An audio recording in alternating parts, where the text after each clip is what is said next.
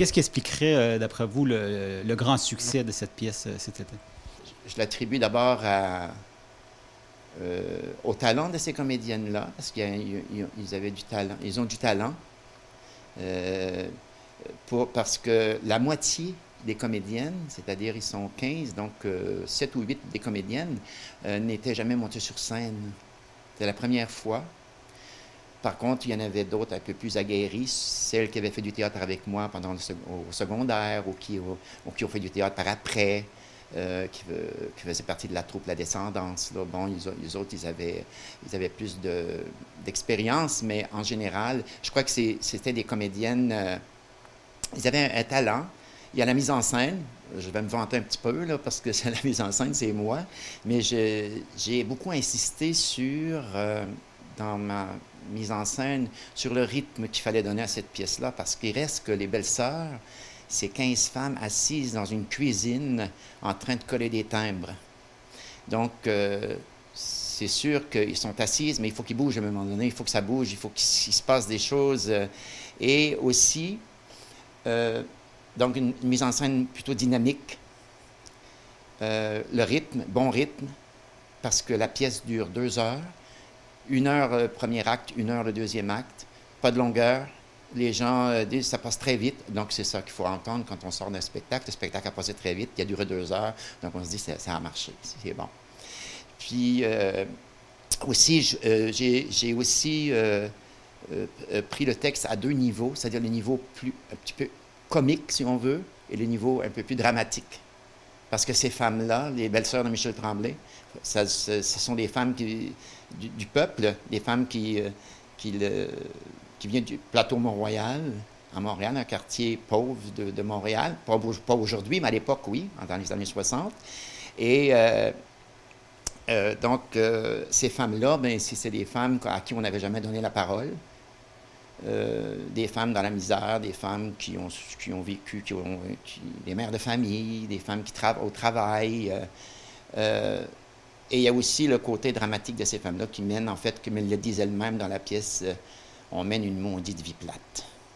Et donc, je crois que la première partie est un peu plus drôle. La deuxième partie, on se rend compte que ces femmes-là, quand même, ils vivent un drame. Ils n'ont pas beaucoup de paroles. Et donc, ils vont se dévoiler surtout dans la deuxième partie. C'est ça qui fait que, je pense, qui touche le public le plus. Je crois que c'est cette facette-là de ma mise en scène, là, je crois. Et est-ce que ça représente des coûts importants, monter une pièce comme celle-là? Moi, faire du théâtre, ça coûte cher. C'est ça, les gens, ils n'ont pas idée. Je crois que les gens disent, ah, vous avez eu du public, vous allez faire de l'argent avec ça, mais il y a beaucoup, beaucoup, beaucoup de dépenses. Entre autres, par exemple, on pense, très peu de personnes pensent qu'il faut payer les droits d'auteur. Je ne peux pas jouer la pièce de Michel Tremblay sans payer les droits qui s'élevaient presque à 1500 $. Donc, c'est déjà.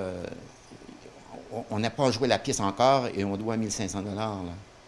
Parce qu'on ne sait pas ce qui ça va être un succès. Ça a été un succès, mais on ne sait pas quand on joue une pièce qu'elle va connaître un succès comme celui-là.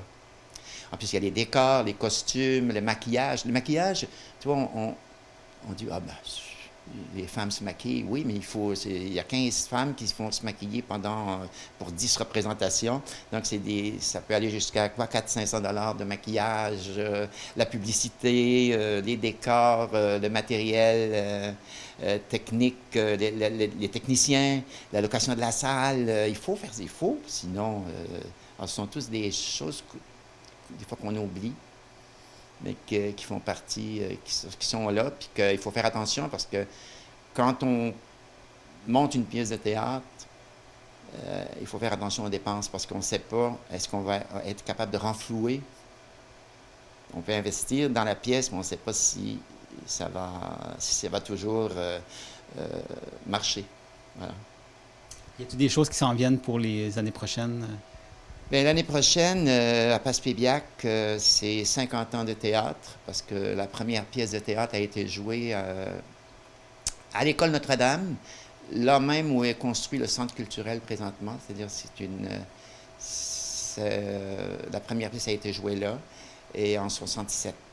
Donc, ce qui, le calcul est facile, on est en 2017 l'an prochain, donc 50 ans de théâtre et 25 années du Festival du Trac l'année prochaine. Le Festival du Trac date de 1992, premier festival, et la première pièce de théâtre en 67. Donc, 50 ans de théâtre, et dans les 50 ans de théâtre, on va rentrer aussi les 25 années du Festival du Trac. Alors, on espère, en tout cas, on est en train déjà de travailler là-dessus, on espère souligner ces 50 ans-là, plus les 25 ans du Trac.